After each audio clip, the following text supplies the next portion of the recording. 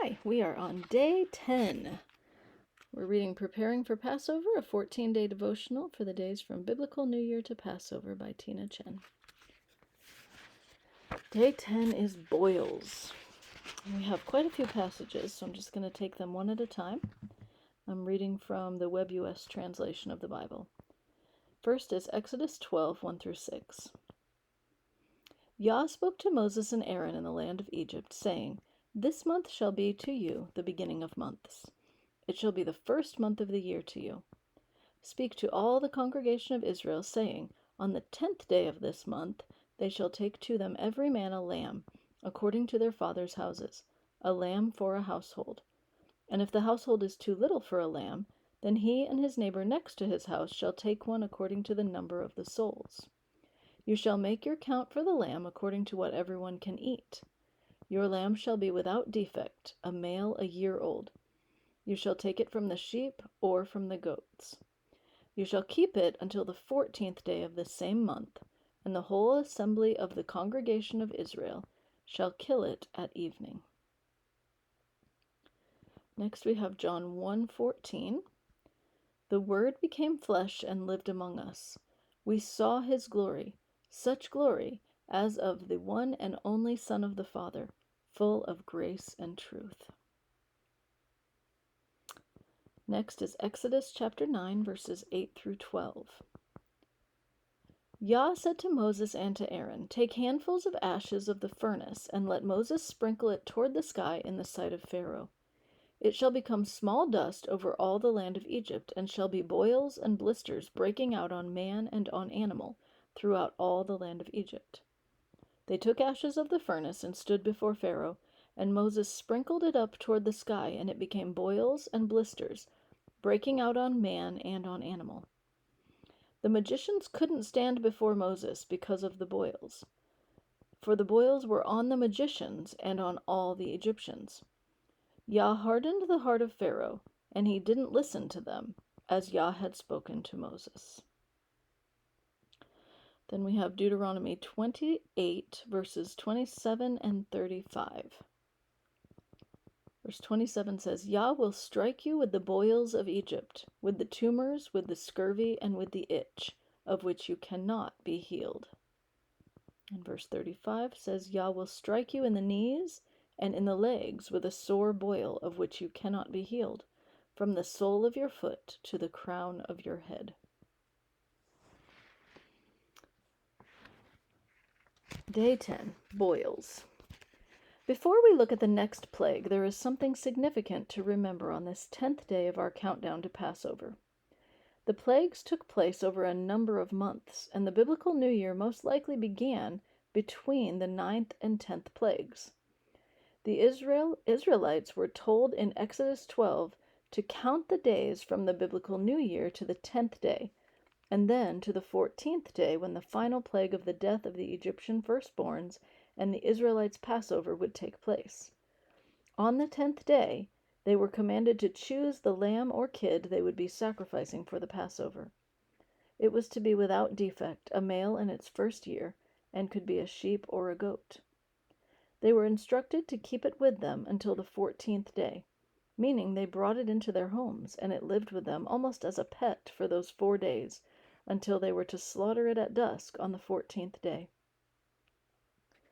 It is easy to gloss over this little detail of the story, but I think it is a beautiful picture of our Messiah, who would come as the ultimate Passover lamb many years later.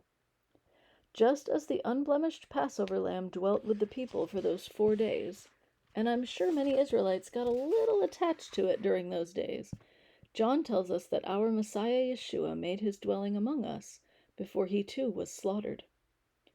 Spend a little time today pondering this amazing provision of a Messiah who dwelt among us for a time before being sacrificed for us.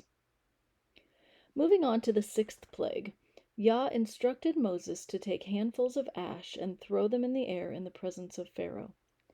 The ash turned into fine dust over all the land of Egypt and became infected sores or boils on people and animals throughout Egypt. There is no logical connection between the ash Moses threw and the boils, so everyone would have automatically understood this plague as coming directly from the hand of Yah. It's interesting to consider what animals would have been affected by this plague and the next one, due to the fact that we were told that all the livestock died in the previous plague. First of all, there are a number of animals that are not livestock, including cats, dogs, and rats that would have been affected by these boils. We are also not told how much time passed between the death of all the livestock and this plague of boils. It is likely that the Egyptians quickly began to buy new livestock to try and rebuild their wealth.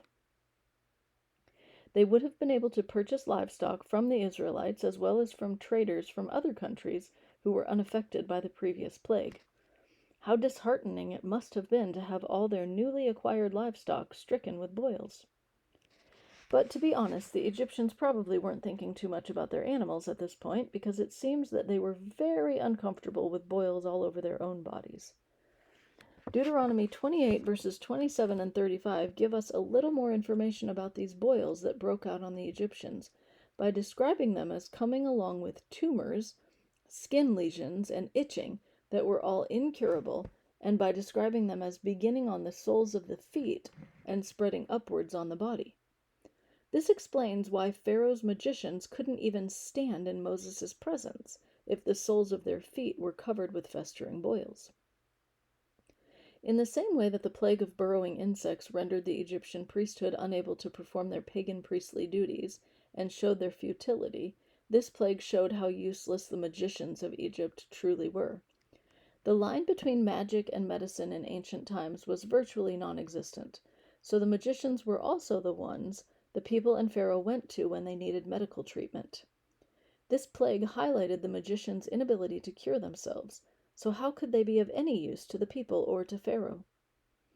This is in fact the last time the magicians of Egypt are even mentioned in the book of Exodus.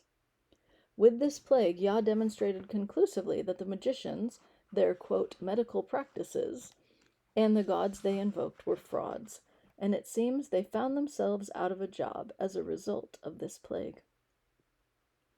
As for the gods who were exposed and humiliated by this plague, the Egyptians had venerated an ancient human vizier to the status of a god after his death, and he was worshipped throughout Egypt for centuries as the god of healing and medicine. He was considered to be the author of their sciences and arts, and Egyptians were known throughout the world for their superior medical knowledge. Egyptians also worshipped an ibis-headed god as the lord of wisdom, magic, intelligence, and knowledge, including medical learning. He was considered to be the great scribe, and all the scribes of Egypt prayed to him and worshipped him. He was considered to be the inventor of hieroglyphic writing, and therefore all the acquired knowledge of Egypt that had been written down, including medical manuals, mathematical problems, and instructional documents, fell under his domain. There were also any number of other gods and goddesses that the people called on to ward off pestilence, to protect their children and themselves from sickness and plague, and to heal them when they did fall ill. All of these gods failed to deliver on their promises. I find the lessons of this plague to be particularly convicting, because I, like the Egyptians, come from a country that is known throughout the world for its medical breakthroughs and knowledge.